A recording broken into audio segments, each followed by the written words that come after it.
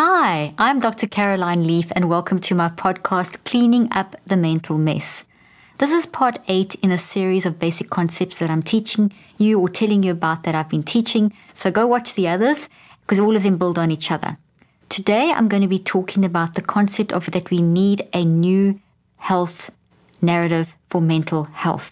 We need a new way of talking about mental health. We need to focus on the fact that we don't have brain diseases if we're feeling depressed or anxious or having psychotic breaks, that this is not a brain disease. This is a result of adverse life experiences. Every experience that we have will use our brain because the mind uses the brain to store the life experiences. The mind uses the body to store the life experiences, and our mind uses our mind to store the life experiences. So we have a collective combination of experience built within the mind, brain, and body. So if our experience is toxic, this has a toxic impact on the brain and the body. So the changes that we see in the brain and the body will be the result of an issue as opposed to the cause of an issue. Now, this is not to say that things like traumatic brain injury and neurological issues like brain tumors and various different neurological diseases that we know exist like Alzheimer's and so on. This does not to say that those aren't neurological issues that can create mental health issues, because we know that that is the case. Any illness in our body can impact our mental health. Cancer, diabetes, tumors, traumatic brain injuries. What we need to do though is distinguish between what happens to us in life, which impacts our mental health, the impact of that on our body, deal with that, and then things that are neurological and physical that are then playing back into our mental health. We need that separation. They've been all blended under the same umbrella of mental health. And the other side of that is that it's almost as though we have to have a disease label to honor the impact and the intensity of something like depression and psychotic breaks and anxiety, which are huge. I mean, can be absolutely incapacitating, down to just the basic, more or less incapacitating things, but just having mild depression and feeling mild anxiety and feeling overwhelmed and burnt out. These are all very real. In fact, they're so real that they need more honoring, and just saying that they are a disease label is not enough. So the model that works for the physical brain and body of diagnosis and are based on symptoms leading back to a biological cause and then a treatment that is biological works incredibly well for the brain and the body and the impact of the mind on the brain and the body. But it doesn't help when we look at a person's mental health state. So in other words, where a person is feeling extreme depression or anxiety or burnout or overwhelm or psychotic breaks or up and down emotions or just battling and suicidal, etc. That model doesn't work because it takes that person's story and reduces it down to something that's purely biological. And after 40 years of this model and billions of euros and dollars spent on and pounds spent on research trying to track down the chemical imbalance or the biological cause or the neurobiological correlate hasn't panned out. In fact, the research shows that it's made things worse, because what we're not considering is a person's story. We have to look at a person in context of their environment, which includes their socioeconomic, their financial status, their political, their nurturing, their family environment, what they have access to, the things they're going through, their job. So it's not so much what is wrong with you and diagnosing and labeling, because you can't take someone's, for example, if someone is having a problem at work or they've lost their job or they can't get another job so they can't feed their family and would make them incredibly depressed. You can't diagnose that and say you have psychotic depression, for example. And because that diagnosis implies there's a physical cause.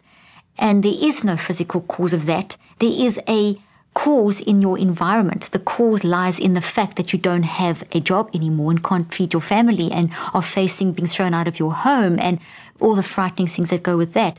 Or you've had years of childhood trauma and it's coming out. Or you've had a parent who didn't parent you like they should have and that coming out. In other words, or you're living under constant racism and constant concern and worry for your children and being in a very racist society and all these different kinds of things, we have to consider those. So when someone presents with depression and anxiety, we say, what is wrong with you? And we look at a symptom checklist and we try and diagnose.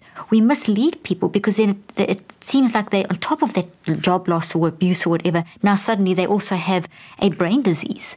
And when someone is shown, or a chemical imbalance, which has been proven over and over again to be a myth. And just recently a paper was released, which I've talked about extensively on my podcast with Professor Joanna Moncrief and Mark Horowitz and Robert Whitaker. So you can go listen to those.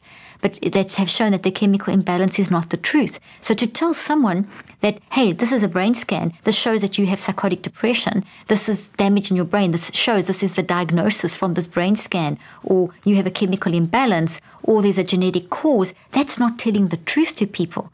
That's not the cause of the problem. Sure, we're going to have some changes in our brain. We know that these toxic trees, which are the toxic experiences translated into these protein damaging structures inside of our brain and changes in our cells and so on, will impact our health. And we need to deal with the physical impact, the result of which we see in the brain. So when I do work, when I look at head maps using QEEG technology or look at any kind of scan, I don't see that as a cause of a person's mental state. I would see that as a result of the person going through something. And yes, we need to address whatever physical symptoms are coming up, but we have to address the cause at its true root, which is the environment, the person's story. So I want to read a quote to you that I read at the end of the last session, which actually comes from a new book that I've written, which is helping our parents to help their children with mental health, because we hear all the time about this epidemic in mental health constantly happening, with our children increase in suicide, epidemic in mental health. It's just every day we're immersed in this very frightening message. I want to bring a new message to you.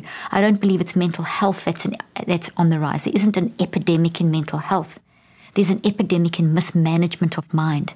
We are not teaching people how to manage their mind. We're not recognizing that we have to change social structures. We're not recognizing or putting aside or maybe recognizing but not doing anything about the environment of a person's story. So I propose that we need to move into a new narrative. And it's not just me. There's so many scientists and people that I have interviewed on this podcast, that I follow, that I read, books and things that I recommend, that research that I have quoted, of a whole movement of people in the mental health field, psychiatrists, psychologists, mental health professionals, sociologists, anthropologists, it's moving towards one of a new narrative, and that is the narrative of the person. So instead of saying, what is wrong with you, it's more, what has happened to you? What is your story? What is your narrative? So in my latest book, I'm going to read this quote and then just talk a little bit more about the narrative. Our lives are the product of our experiences. So how you show up in your life today, where you are today, is a product of your life experiences and how you've managed them, which become our individual life stories. So our lives are the product of our life experiences. Those life experiences are processed by our mind into our brain, and they then become our individual life stories. When we give our children and ourselves the mental tools to meet the needs, we give them the tools to tell their own story. My desire in this podcast and in all my books and my app, the Neurocycle app, and everything that I do, the people that I interview, is to give you the tools to tell your story. It is the most important thing that needs to be honored. You don't need it stuck under a label that is not even correct science. You need to be able to be heard. Your story and your stories need to be shared.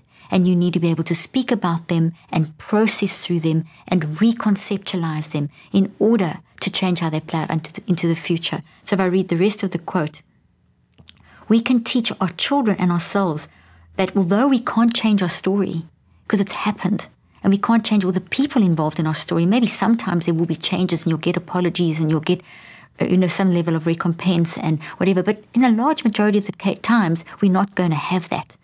But we can still, if we know that the way we are, the product of our lives, the way that we are showing up, if we can understand that that's coming from life experiences that have basically become our individual life stories, if we can unpack those stories, if we can see where it comes from, we remove this sense of I'm a broken individual, it's all up to me.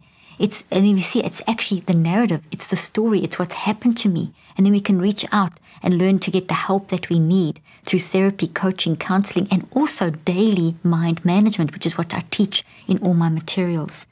We can teach ourselves that although we can't always change what happens to us, we can't change our stories, we can change how what has happened impacts us inside of ourselves, in our mind and our brain, and how that plays out into our life. So this is so important that we focus on our stories and telling our stories. And in that way, the truth about you will come out. And we learn to live with to get a level of peace. We're not going to solve every problem. You're not going to find and get forgiveness or recompense or reconciliation with every single person that hurt you or every single situation that does not make sense, because there are just so many situations that in the collective don't make sense. But we can learn to recognize, okay, this is why, this X, Y, Z that happened to me, my story, is why I'm showing up like this. The experiences of my life have become the product, have become the source of my stories. And in acknowledging my story and honoring my story and telling my story, I can then process and reconceptualize it. And I can change how it plays out into my future and turn that around for good. So many people who've been through so much stuff, and I've interviewed so many people on my podcast as well that have been through the most horrific experiences. And I'm sure those of you listening could share a million stories with me. What is one of the key underlying things that always comes out when I talk to these people? In all my years of working as a therapist, 25 years and 38 years in this field doing research and looking at all the messages and thousands of messages that come back, there's a common underlying theme. And that common underlying theme is that when people are allowed to process and experience and are heard and listened to, they reprocess. They go through periods of mourning and grief and increased anxiety, because as you heal, it's really difficult, and there's going to be hard times in that journey. But that's progress, because we need to grieve what's happened to us. It's a process we have to go through, and then it can change. It gets to a point where we start being able to accept and live with it.